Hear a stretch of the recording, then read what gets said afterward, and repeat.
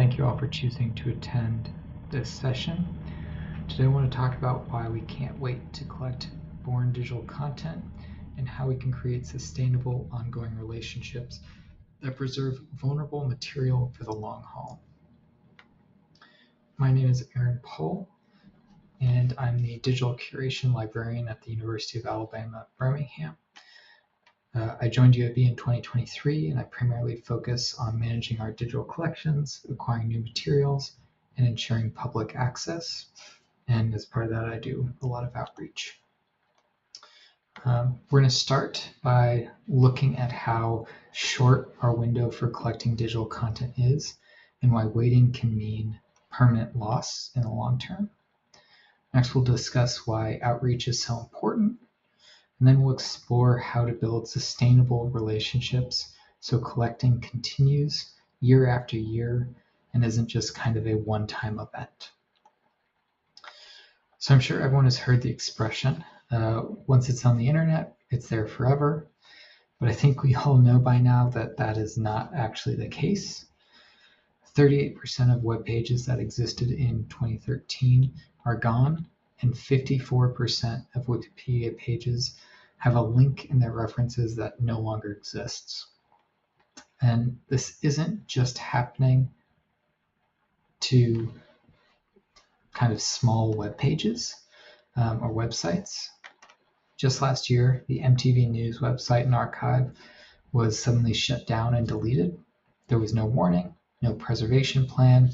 It was just gone. Around the same time, Comedy Central's website went through the same process, or close enough to the same process. And when it comes to digital preservation, the assumption that we can get it later is really dangerous, and we may end up with a huge gap in our knowledge because of it. That being said, this isn't a new problem. We've seen it happen to the early days of radio, TV, and more recently podcasting. Content has always been vulnerable, especially when no one sees its value until it's too late. What has changed is how quickly content is disappearing and kind of the life cycle to this material type. Today, websites, podcasts, and digital projects that are less than a year old can already be gone, deleted due to storage limits, expired domains, or organizational shifts. As more of our lives are stored in cloud accounts, smartphones, and hard drives, the risk of digital loss will only continue to grow. So those were a couple very general, high-level examples, and they might not be as impactful for you looking at your own scope, your own institutions, but this is happening within our institutions just as much as it's happening kind of in the wider world. As an example, UAB's School of Dentistry launched a great commemorative webpage less than a year ago.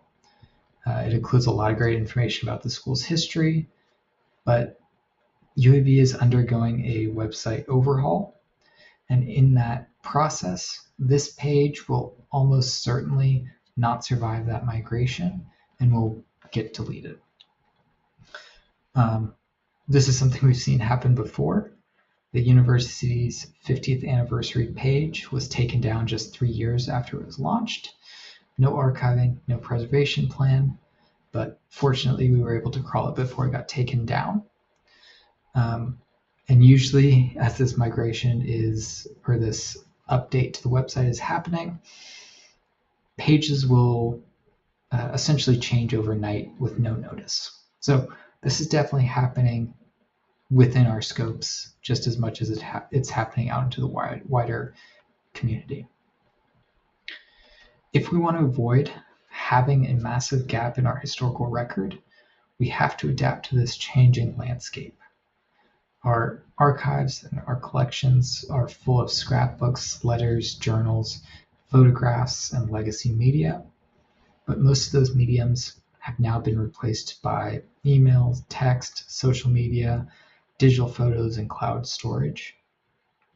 Unfortunately, the likelihood of someone voluntarily donating the digital equivalents is really low. When someone moves to a new house or a new apartment or a family member passes away, it's easy to find a box of old letters or other documents in someone's closet, and it can feel wrong to throw them out because of their connection to that person. But it's not worth holding on to or moving to a new location, and so people often offer them to an archive.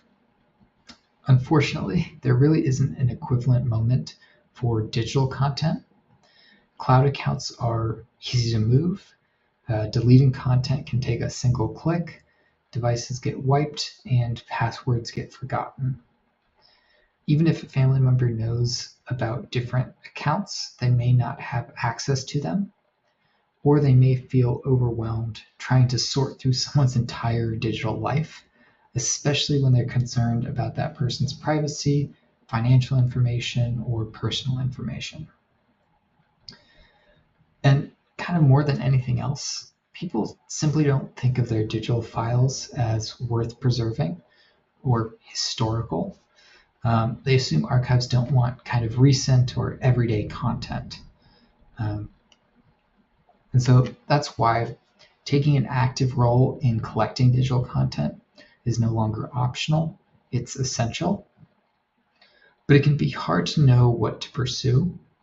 And that's where we can use our existing collections, institutional scopes, and user interest to help guide our collection priorities. I think this is a little bit easier for universities because we have a pretty clear idea of what we're supposed to collect, at least internally within our institutions. And there's some other collecting targets that are also really obvious. COVID-19 is a great example. Most of us pretty immediately recognized it as a significant historical event worth documenting. And many institutions created initiatives to preserve related digital content, including UAB. So instead of waiting decades and hoping someone would eventually donate COVID-19 related material, it made a lot more sense to try to collect that material while it was still readily available and on people's minds. It also gives you more opportunities to interact with your stakeholders and kind of keep them interested in what you're doing, keep them invested and engaged, and just kind of keep yourself front of their minds. Not to mention, it also opens the door for additional unrelated donations as you talk to those potential donors about your collection, about what you're interested in collecting, and kind of just get them more involved or engaged.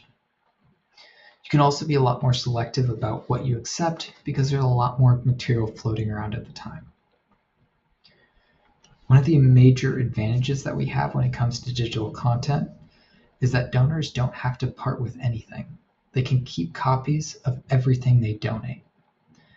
It makes the donation process accessible to a much wider range of people, regardless of financial status. It also helps us build more representative, inclusive collections that reflect a fuller diversity of our communities. We're not just relying on wealthy donors with the time and resources available. We can open the door to everyone. One of the biggest barriers that I've encountered is simply convincing people that we do actually want their content and that we're interested in their stories. Once they realize that, they're much more open to sharing and working with us. They're also much more willing to tell other people about what we're doing and what we're interested in, which just kind of continues to grow your network. They may also offer material that you weren't even looking for, didn't know they had, but is really impactful and is a great benefit to your collecting. Outreach isn't as difficult as it sounds if you know what you're looking for. Finding the first few people can be a little bit tricky, but once you connect, you can start building a network of support. And one donor can often lead to another. Again, this is a little easier in a university environment because you kind of have a built-in network, but it still takes a lot of work to establish those relationships and get this process started. Building ongoing sustainable relationships is critical in universities.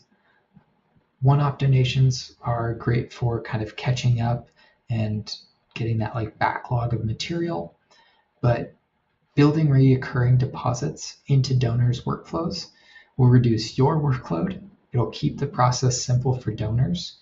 It can outlast your time at the institution, and it can ensure that you're getting more of the content that you need rather than, again, waiting 5, 10, 15 years, hoping that someone thinks about you at that time and drops off boxes to you. It can also even out your acquisition of new material, kind of reducing some of your stress. But of course, this is easier said than done. Sustainability comes down to communication. That starts with making the deposit process as simple as possible for the donor by using clear instructions, easy file transfer, and flexibility to meet them where they are. Then you need to work together to decide what deposit frequency makes sense. This might be once a year, every 6 months, every month. Whatever that frequency, make sure to set reminders to follow up, not just to request new deposits, but to check in and ask if the process is still working for the donor. Equally important is showing the donor that the content matters. With the first donation especially, I try to process it quickly and make it publicly accessible as soon as I can. Once it's online, I follow up with the donor, sharing the link, inviting their feedback, potentially asking if they have any more metadata or context they can add, and just kind of showing them that we care about their material, that it's not just going to vanish into a black hole of our collection, and that there is a point to taking time out of their busy schedule to provide this content to us, and to show kind of a real benefit. I've also found that simply, thanking people for going through this work, and thanking them for their donation can go a really long way in building that ongoing relationship and building that trust. But with that, I'm out of time. And there's a spot for questions at the end. But this is my information. Thank you.